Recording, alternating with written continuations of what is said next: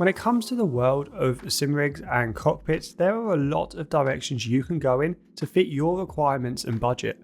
However, there is no doubt that an 80/20 aluminium profile sim rig is generally the best you can buy. Aluminium profile rigs offer a blend of rigidity and huge customization options. The GT Omega Prime cockpit is the hero product for Scottish sim racing brand GT Omega. I've been using this cockpit for a couple of months, and during this time I've put the rig through its paces with a range of different hardware, which has allowed me to create this comprehensive review of the GT Omega Prime. Straight away, you're going to notice that the Prime cockpit in this video isn't the standard Prime. I've installed a range of official GT Omega accessories to turn it into more of a hybrid F1 style cockpit. These accessories, along with the Prime cockpit, were all sent to us by GT Omega for this review, so a big thanks to them for making this possible. The Prime is GT Omega's largest and most premium 80/20 sim rig. It utilises a range of aluminium profile pieces from 160x40mm to 80x40 and some 40x40 pieces. And this combination allows it to be extremely performance focused and pretty damn rigid. Now I have upgraded to include the F1 style wheel mount, which contains slanted 80x40mm extrusion pieces. And these allow the wheel to be mounted closer to the seat, which alongside the F1 seat mount allows for a very reclined seating position. These slanted 80x40 uprights are smaller than the standard Prime uprights, which are 120x40. This configuration potentially sacrifices some outright stability, as the larger 120x40mm Prime uprights will eliminate slightly more flex during gameplay. I also have the F1 pedal upgrade, which, like the seat mount, allows for greater adjustability with the pedal positioning. In this case, I can mount the pedals higher and the seat at a more reclined angle to achieve a seating position closer to an F1 setup. Now you won't be able to achieve that fully reclined F1 driving position, but you can get much closer with this setup than you can with other sim rigs. Now I do want to talk about the price before I start sharing my real thoughts on this cockpit. In its standard configuration without the upgrades, you're looking at a price of £580 or $665 for the cockpit alone without a seat. This puts it in a similar price category to the SimLab GT1 Pro, which I had previously reviewed. It is cheaper than the P1X Pro, which is currently my go-to sim rig of choice. If you choose to add a GT Omega bucket seat like the one I've been using, the total price will be around £820 or $975. And this is a lot of money, but it is actually slightly cheaper than options from SimLab or Track Racer.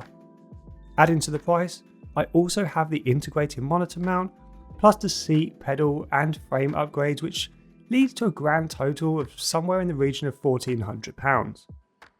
Now with the GT Omega Prime being a pretty large investment, you're going to want it to perform incredibly well, and that starts with the design and build quality of this rig. When you first look at the GT Omega Prime, it looks relatively standard. It doesn't have many design flares that you may find with other brands, and GT Omega is choosing to keep things clean and simple.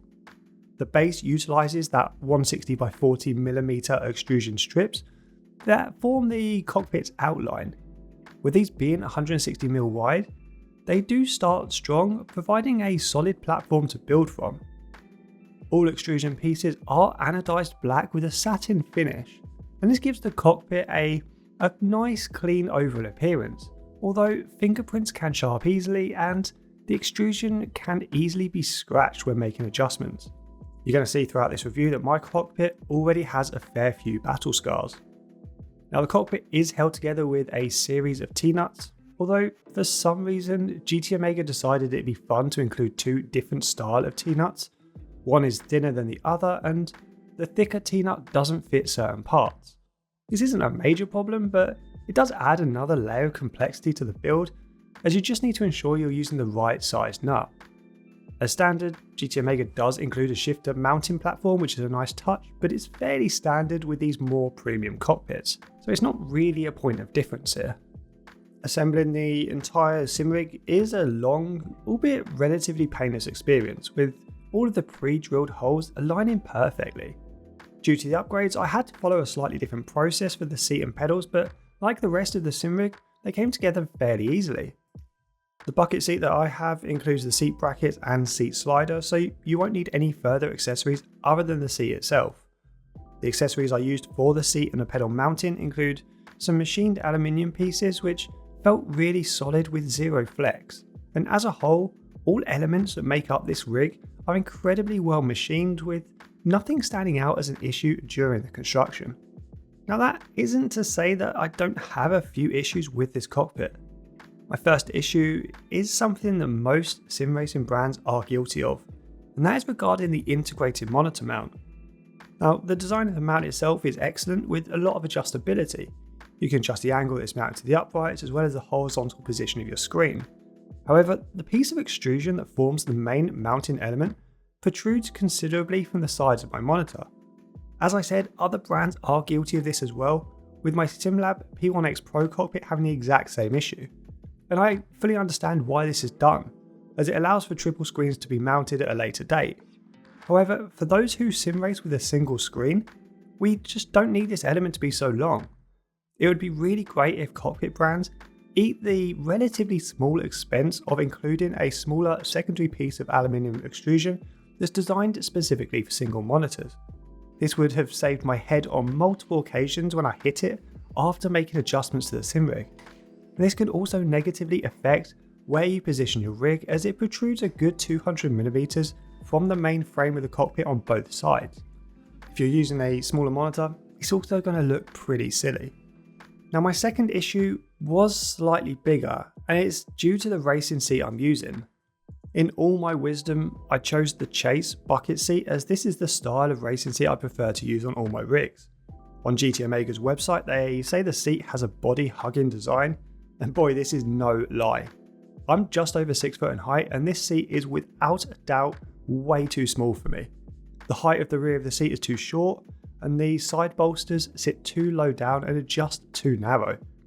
I could not get into a comfy position using this seat, and in the end I have to slouch to have enough freedom of movement around my shoulders and upper arms. This is really strange, as I have used other GT Omega seats in the past which all felt more than large enough and pretty well designed. If you're ever so slightly stocky or over about 5'9", you're going to really struggle to fit in this seat. As a direct comparison, I've got my SimLab Speed 3 seat set up right next to this one, which on paper should be pretty identical, and in the SimLab seat I fit like a glove. My recommendation is to either look at purchasing a different GT Omega seat or using a different branded seat with this prime cockpit. Now, getting back to the good bits of this cockpit, and there are many, one area where it really excels is its compatibility with various racing wheels and pedals. I chose the wheel deck option because I'm constantly swapping racing wheels in and out for reviews. Other wheel mounts are available, including front and side mounts that are designed specifically for wheelbases from brands like Fanatec and Simucube. These other wheel mounting solutions also use aluminium profile that lets you mount additional accessories such as button boxes to this horizontal area. The wheel deck that I've installed though is pre-drilled to fit just about everything I could throw at it. The same is true of the pedal mount, which uses strips of aluminium profile to mount to. This approach means that you can mount virtually any pedal to the cockpit by adjusting the position of the pieces of profile. If you're taking my advice and using a different racing seat, the good news is that the seat brackets also can accommodate most bucket seats or reclining racing seats. Now throughout this sim rig, there are a wide range of adjustments that are available to you. Using the upgraded pedal mount and seat mount, these offer toolless adjustments, which make changing the position of the seat and the pedals incredibly easy. This system is by far the easiest I've come across to date with a sim rig, and I've really hoped to see more toolless adjustments like these on sim rigs moving forward. Other adjustments will require you to break out your collection of Allen keys though, with all adjustments only really requiring you loosen a few bolts. As I mentioned earlier, the frame is easily scratched, so try to loosen the bolts as much as possible before moving or sliding anything. Using a combination of adjustments in where the vertical uprights are mounted and the adjustments available in the wheel deck allowed me to find a really comfortable position very quickly, minus the seat. Now, the Chase bucket seat does come with an integrated seat slider though, which can help getting in and out of the cockpit. Now finally, I must share my thoughts on the performance, as this is one of the key reasons that any sim racer would shell out a lot of money for an 80/20 rig. It's important to note a few things here. I have swapped the vertical uprights for the smaller pieces of extrusion, and this cockpit is sitting on optional casters. And both of these elements lead to some extra flex creeping into this cockpit. You can see that when I push the cockpit laterally, there is some wobble present. Looking at where it originates from, the majority is from the casters, and the rest appears to come from the vertical uprights. Comparing this flex to that of the SimLab P1X Pro, the SimLab cockpit wins hands down as it's rock solid, although the P1X Pro is considerably more expensive. Using a fairer comparison, the SimLab GT1 Pro, you can see that the levels of flex are really comparable. Now, during gameplay, this flex is much less present compared to my lateral flex test. I didn't notice any real flex that distracted me from the gameplay.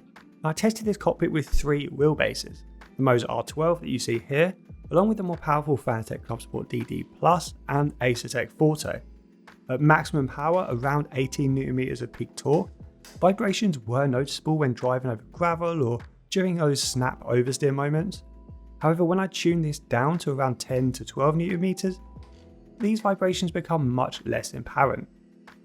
As a whole, the GT Omega Prime performs really well, especially considering its lower price point compared to its direct competition. Despite a few notable flaws, this is an excellent 80/20 rig.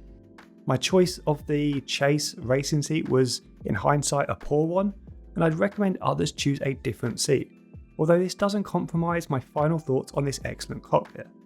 The design won't blow anyone away, but it's clean and inoffensive, and the ease of adjustments makes this an incredibly accessible rig, with excellent compatibility with other sim racing products.